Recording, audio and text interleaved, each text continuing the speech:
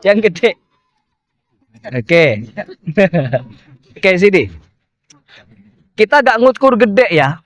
Meskipun orang gede, kalau kita ini dipegang saja dia sakit. Iya kan? Ditekan saja dia sakit. Belum kita patahkan. Ya. Dan dia, kalau saya mau kejam, saya megangnya bukan gini, tapi gini. Karena apa? Itulah jahatnya bela diri. Kalau ada orang jahat, kita akan melukai dia. Kalau kita mengalah, kita yang terluka. Paham? Paham? Jadi, ilmu bela diri balik, gak apa-apa kan? Ya. Ya. Jadi itulah ilmu bela diri.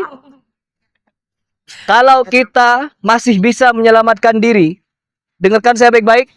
Dengarkan saya baik-baik. Belajar bela diri bukan untuk sekedar bertarung, tapi untuk berlindung dan melindungi. Melindungi orang lain dan melindungi diri sendiri. Selama nyawa kita tidak terancam, ya, jangan lakukan pertarungan apapun alasannya. Paham?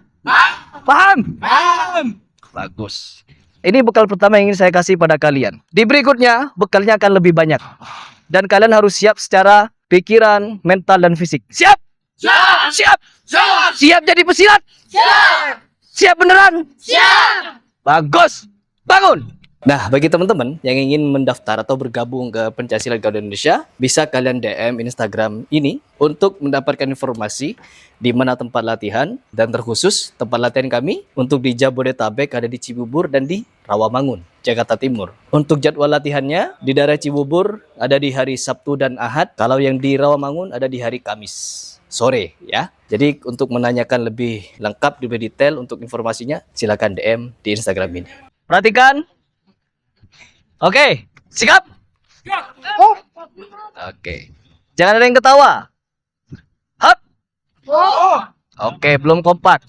Belum kompak. Perhatikan yang sudah lama. Tadi sudah saya kasih lihat ketika latihan silat tuh fokus kepada mental dan fisik. Jadi mental dan fisik sama-sama dilatih. Ini sudah beberapa bulan, setahun kurang lebih mereka latihan.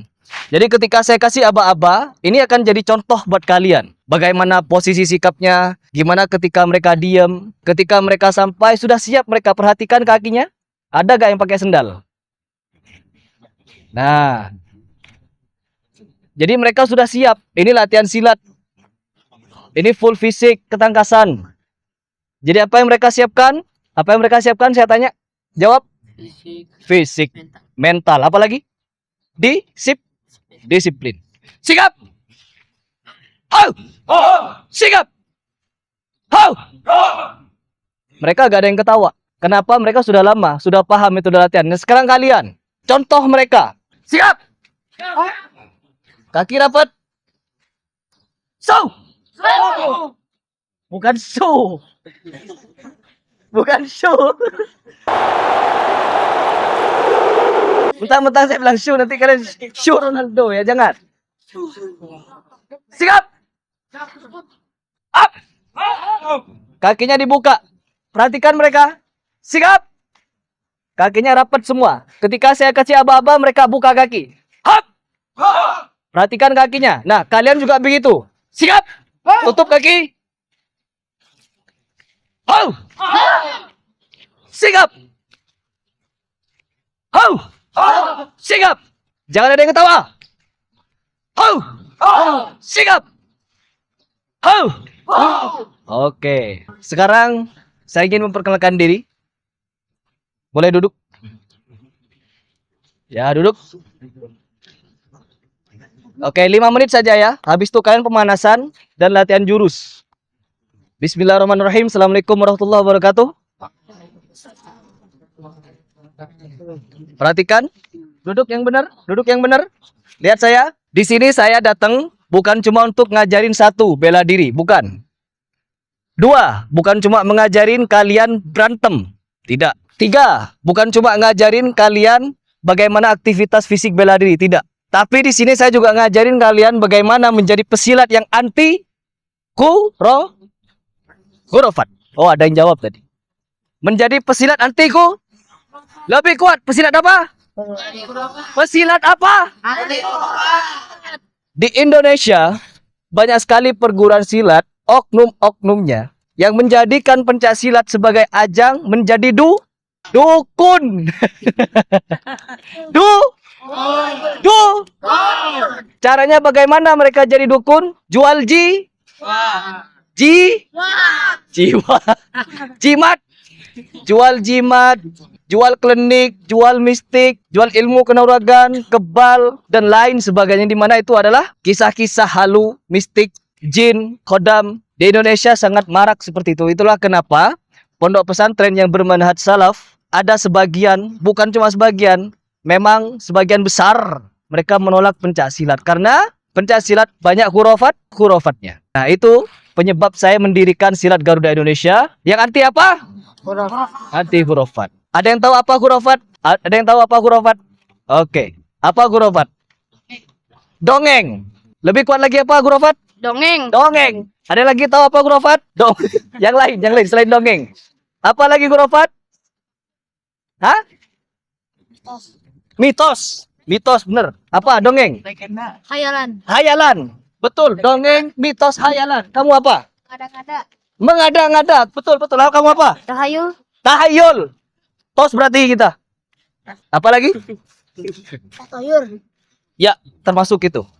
Jadi, kita belajar pencaksilat sekalian menjadi orang yang anti kepada khurafat. Pencaksilat bukan hanya untuk bertarung, tapi untuk berlindung dan melindungi. Berlindung dari apa? Ya, dan melindungi orang lain. Jadi berlindung dan melindungi bukan cuma berlindung dan melindungi diri sendiri, tapi melindungi orang lain dari apa? Dari tangan kita. Kita ini jahat. Orang punya bela diri itu bisa jadi orang jahat. Karena apa?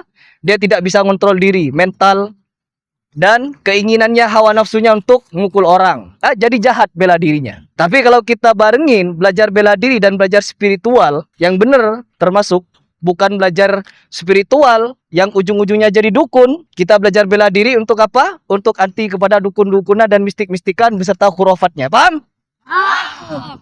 Oh, mulai kenceng nih suaranya. Saya suka. Mulai kenceng suaranya. Suara saya mau hilang ini sekarang. Jadi belajar silat bukan cuma untuk bertarung, tapi untuk berlindung dan melindungi, menjaga orang lain dan diri kita. Caranya bagaimana? Kalau kita diuji mental, kita dibully dan lain sebagainya, selama nyawa kita tidak terancam, selama kita masih bisa menyelamatkan diri tanpa kekerasan, kita hindari pertarungan. Paham? Paham? Hindari apa? Pertarungan. Jenis apapun pertarungan. Karena apa? Untuk menjaga kita dan menjaga orang lain.